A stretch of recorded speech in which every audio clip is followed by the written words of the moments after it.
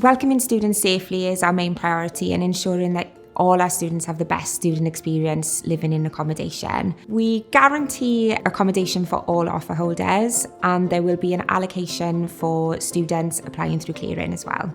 We've been working really closely with our health and safety team to ensure that all our accommodation upholds government guidelines. So there'll be sanitation points in each of our accommodation, door handles, stair rails will be cleaned regularly. Each flat will be classified as a household.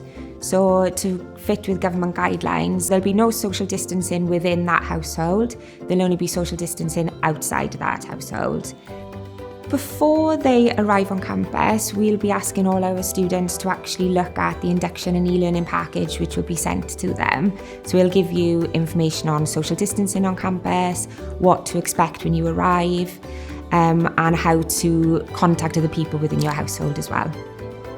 So there's a number of different ways you can get in contact with accommodation before you arrive.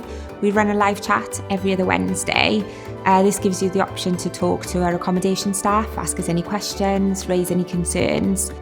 The things I'm enjoying most about my job and that I love is actually getting to speak to our students, getting to help them during such a difficult time, and really looking forward to welcoming them on campus in September.